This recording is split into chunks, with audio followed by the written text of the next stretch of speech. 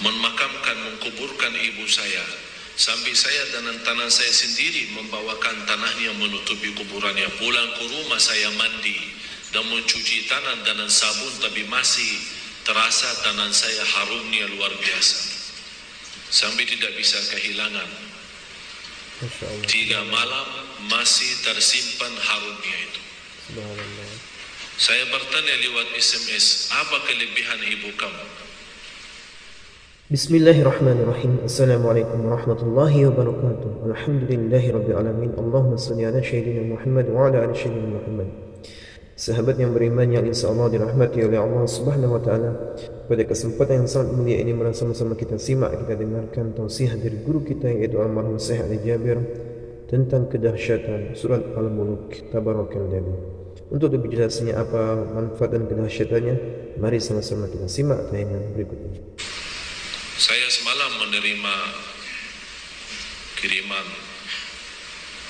SMS, seorang ibu meninggal dunia. Biasa kalau kita mendengar berita ada orang meninggal dunia, karena kita semua akan menghadapi kematian. Tapi yang luar biasa, peristiwa yang terjadi saat dimakamkan. Anaknya menceritakan saat dimakamkan di antara kekuburan, begitu mendekati kuburan tempat ibunya, malah semua jamaah yang ada di saat itu sangat terasa harumannya kuburan itu. Harum sekali, keluar semacam wangi yang luar biasa, sampai orang pada pandangannya kepada yang lain, barangkali di antara jamaah yang membawa wangi-wangian yang bagus, tapi ternyata tidak, mengalir dari bawah keluar, sampai ada yang malah melihat asap-asapnya. Asap ini bukan asapnya kebakaran, tapi asapnya itu karena wangian dari masuk dari kuburan itu.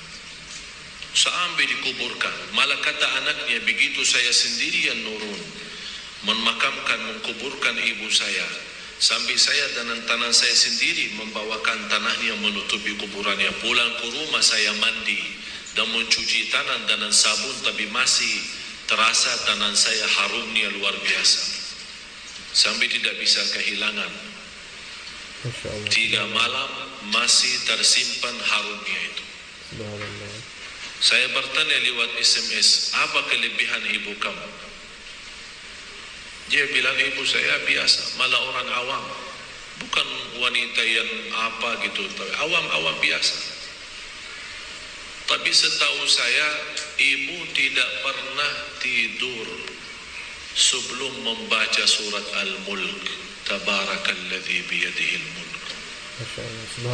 Saya langsung menjawab, itulah yang Allah hantarkan kepada ibu kamu.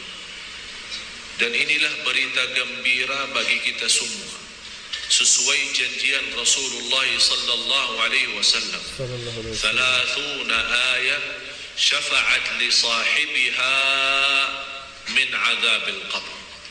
30 ayat yang telah membawakan syafaat bagi orang diselamatkan dari siksa kubur.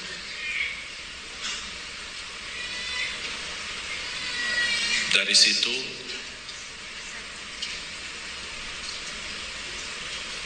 seperti kebiasaan, ambil wudu, saya witir duluan, kemudian tidur.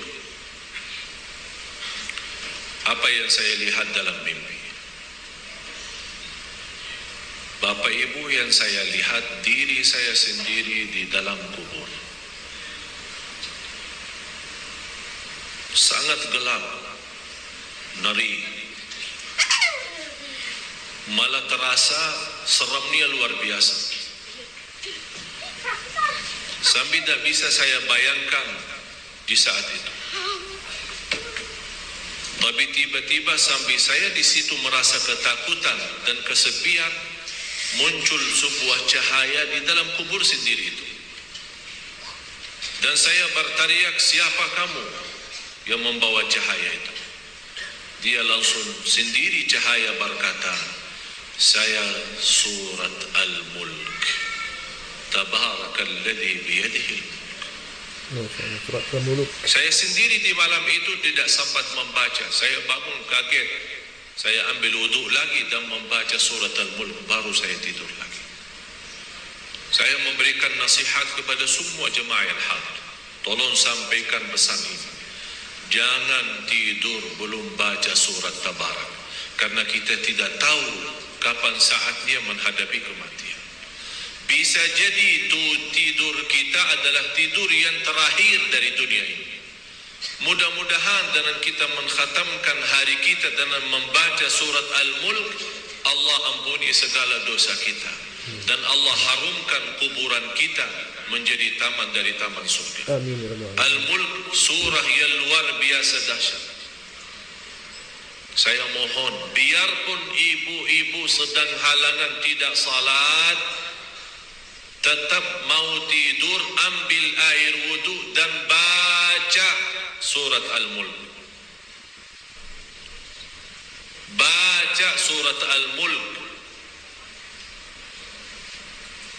Siapapun kiainya, siapapun ustaznya, siapapun dokter yang melarang kita sebagai wanita membaca karena lagi halangan, saya sekarang berkata, ibu-ibu sedang halangan, baca surat Al-Mulk. Karena saat kematian tidak akan bisa membedakan kita lagi suci atau lagi halangan, mati-mati. Dan Allah Maha tahu niat kita. Dan lebih baik saat kita membaca sedang halangan, jangan megang Al-Quran langsung, menyentuh Al-Quran langsung, sebagaimana saya jelaskan, bagi sarung tangan atau bagi HP kita.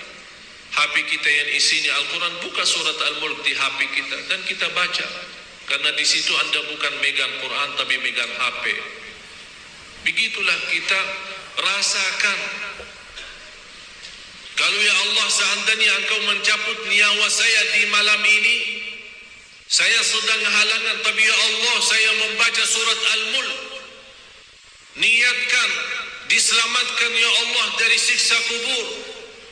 Dan harus kita yakini, kita di umur kita di dunia kubur jauh lebih panjang daripada umur kita di dunia. Bisa malah ratusan tahun. Ada yang sudah di alam kubur 1000 tahun. Ada yang lebih, kira-kira bisa terbayang 1000 tahun. Apalagi umat yang terdahulu. Oleh karena itu jamaah sekalian, waspadalah, berhati-hatilah. Marilah kita sama-sama menjaga kebaikan itu. Karena sungguh inna rahmatallahi qaribun minal muhsinin. Sungguh rahmat Allah sangat dekat bagi orang yang berbuat baik. Sangat jarak kita menuju ke akhirat sangat dekat, sangat dekat. Malah jauh lebih dekat daripada rencana kita besok. Jarak kita ke akhirat, jarak kita masuk kubur jauh lebih dekat daripada rencana kita besok. Malah kematian itu jauh lebih mendadak dan lebih cepat daripada kita mengambil suapan makanan. Belum kita sampai menantarkan, membawakan suap makanan sampai ke mulut kita, sudah dicabut nyawa kita. Jauh lebih cepat itu. Oleh karena itu marilah kita sama-sama semua kita punya salah, punya kekurangan. Apa yang kita senang melihat nanti di hari kiamat, jangan perbuat. Apa yang kita ingin ketemu nanti di hari kiamat, silahkan. Apa yang kita takut dan malu dilihatkan oleh Allah nanti di hari kiamat, jangan berbuat. Dan apapun yang kita tulis, senang kita ditunjukkan oleh Allah, silahkan tuliskan. Kalau kita malu dilihat nanti oleh umat manusia dan dilihat oleh para malaikat yang menjadi saksi, jangan tulis macam-macam. Apalagi sekarang terlalu gampang dosa tulisan itu, gampang sekali. Dan HP yang sekarang ada, Malah sudah kita megang menjadi tasbih kita, mengganti tasbih HP, BlackBerry, WhatsApp, SMS, lain-lain. Saya setiap hari hampir terima 100 SMS. Ada yang bertanya, ada yang macam-macam. Dan hanya saya yang balas, ya Allah doakan, jangan menjadi titik tulisannya SMS ini menjadi beban nanti di hari kiamat. Ya Allah ampunilah mereka semua. Itu yang saya doakan. Walaupun saya tidak balas berdoa, tapi Allah yang Maha tahu apa yang saya doakan untuk orang yang kirim SMS atau WhatsApp atau apa saja. Oleh karena itu jamaah sekalian, hati-hati. Bukan masalah sama saya, tapi masalah kita sama Allah. Selalu saya menyampaikan dan mengingatkan kembali, jangan lagi berkata saya tidak enak sama ustaz, saya tidak enak sama keluarga, saya tidak enak sama jamaah. Rubahkan kata itu, berkatalah saya tidak enak sama Allah, saya tidak enak sama Rasulullah sallallahu alaihi wasallam. Kalau memang kita ingin diselamatkan oleh Allah di akhirat, bagi saya dunia ini biar kita susah sepanjang hidup kita sampai mati susah, masih jauh lebih ringan susah dunia daripada nanti susah di akhirat. Harus menjadi tujuan kita akhirat, bukan dunia. Akan Allah datangkan dunia dan akhirat. Ya ayyuhalladzina amanu taqullah wal tanzur nafsun ma qaddamat lighad wattaqullah innallaha khabirun bima ta'malun. Orang beriman, bertakwalah kepada Allah dan lihat masing-masing apa yang kita bawa nanti untuk hari esok, hari kiamat. Bertakwalah kepada Allah dan jangan wala takunu kalladzina nasullah, jangan menjadi orang yang melupakan Allah, akan Allah lupakan kita. Kalau Allah lupa sama kita, na'udzubillah, berantakan, hancur, dunia akhirat hancur kalau Allah lupa sama kita. Maksudnya lupa Allah sama kita, artinya Allah tidak mau urus kita lagi, tidak mau bantu kita lagi, tidak menolong kita lagi, tidak mau perhatian kita lagi. Na'udzubillah. Kalau Allah tidak mau perhatikan kita, siapa lagi yang mau perhatikan kita? Kita semua tidak punya Allah yang maha adil selain Allah, tidak punya Tuhan yang maha kasih sayang selain Allah, tidak punya Tuhan yang maha menampun selain Allah. Biarpun dosa kita sepenuh bumi, tapi kita datang kepada Allah dengan ikhlas dan yakin diampuni dosa kita, dan kita berbuat kebaikan semampu kita, akan Allah ampuni dosa kita semua, biarpun dosa itu sepenuh bumi. Begitulah indahnya kasih sayangnya Allah. Mudah-mudahan semua yang hadir Allah bukakan hatinya, diberikan petunjuk kepada jalan yang benar. Amin. Disucikan lahir batin, dikuatkan lahir batin agar senantiasa setiap hari meningkat iman, meningkatkan takwa, menjadi orang yang berilmu dan beramal saleh, agar senantiasa setiap saat, setiap waktu kita mendapatkan karunia rahmat Allah, karena sungguh rahmat Allah sangat dekat bagi orang-orang yang berbuat baik. Al-Fatihah. Alhamdulillahirabbil alamin. Sahabat yang beriman, itulah tadi ilmu yang disampaikan oleh guru kita.